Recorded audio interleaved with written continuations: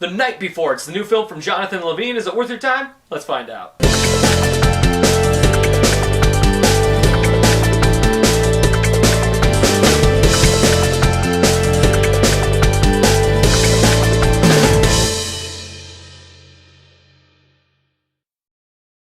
Welcome to the Captain Whitey Show, the show where I do the very difficult task telling you whether a movie is worth your time or not and deserves a spot in your movie collection. As always, I am Ash, and today we're going to be talking about The Night Before. So let's get in the holiday spirit.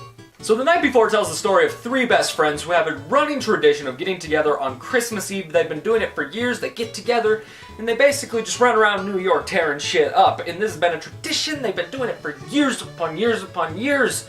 And it's time to finally hang up them Christmas sweaters. It looks like they're getting old. They have adult responsibilities. It's getting kind of sad them doing this every year. So they decide, you know what, this is the last year we're going to do it. But we're going to do it right. So this movie basically follows the drug-fueled, crazy-inducing go-zaboo last night that they have on Christmas Eve. And it's magic.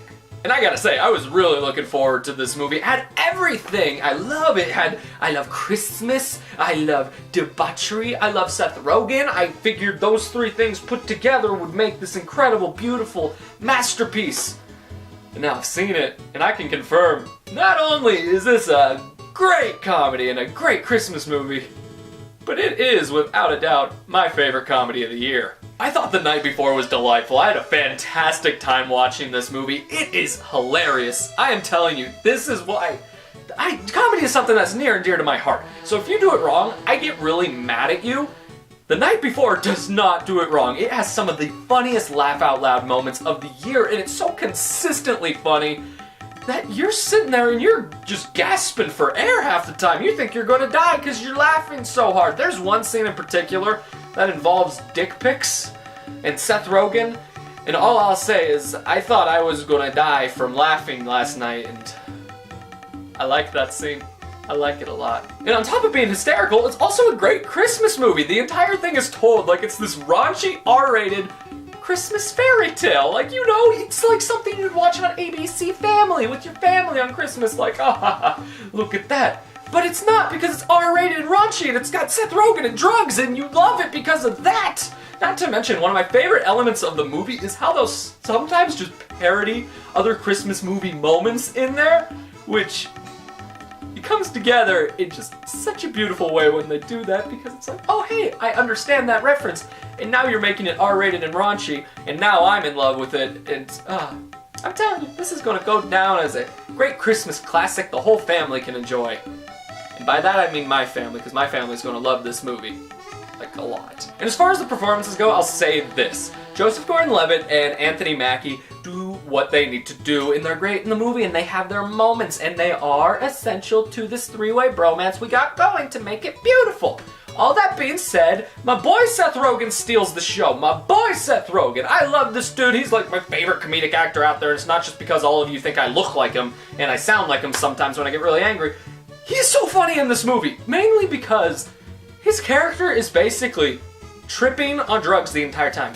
Literally, the entire time he's just tripping on drugs, which led to me consistently laughing every single time he was on screen. And if you're sitting there thinking, Seth Rogen's just tripping on drugs the whole time, couldn't that get repetitive and maybe even boring?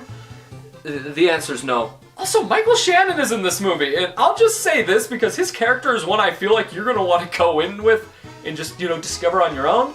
I'll just say, you have never seen him like this before, and it's magnificent. I will say, though, I do have one big glaring issue with the movie, and it's the fact it's so wrapped up in the comedic moments, and I get that, you know, you're a comedy movie, you want to be funny, but it's so wrapped up in that, I felt like it was scared to get real at times. Because what I didn't mention in our little synopsis there is the reason they started this tradition was because Joseph Gordon-Levitt's parents died.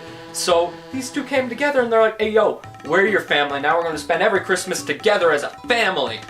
And I feel like that could have led to some dramatic moments that would have actually tugged at the heart. You know, this movie, as overwhelmingly just ridiculous it can be, I still feel like there were moments they could have played for drama and been like, hey, we'll have a little heartfelt moment squeezed in here. And they do have those, but I just feel like they should have built on that more, because it would have made Joseph Gordon-Levitt's character more interesting, for one thing, and it just would have made the movie overall as a whole just more more delightful. More delightful. Once again, it's still delightful, but it could have been more delightful. So, in the end, if you're scratching for a good Christmas movie, skip Love the Coopers just like I did, and go check this movie out as soon as you can. It is fantastically funny. Is it the best Christmas movie ever made? No, Die Hard is. But is it my favorite comedy of the year? Yes, it is. And I think a lot of you will go see this movie and enjoy it just as much as I did, so go check it out. And this is a day one buy for me, because as I was watching these guys with their little tradition, I thought, you know what?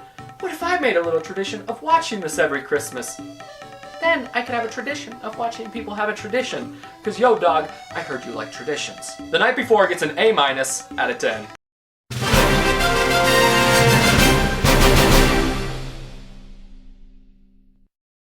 Hey everybody, thank you so very much for watching my video review for The Night Before. I want to hear what you think. Have you seen the movie? Did you like it? Did you not like it? Are you gonna see it? Are you gonna skip it? Whatever your thoughts are, leave them in the comment section below, because I want to hear them. And as always guys, if you like this video, be sure to like, comment, and subscribe. Of course, if you like the video that much, consider sharing it. I would be very appreciative. If you want to get more in touch with me, follow me on all my socials. And if you want to get more in touch with me, other awesome YouTubers, and other awesome film fans like yourself, be sure to join that group on Facebook, Enter the Cinephile. It's a group run by me and my buddy Ram from the Ramster. It's basically just there so we can all discuss film. Of course, all those links are in the description, but most importantly, and I'd show you my mug, but it's not in here. I think it's in the wash, so, you know, just stay classy, yo. Hey.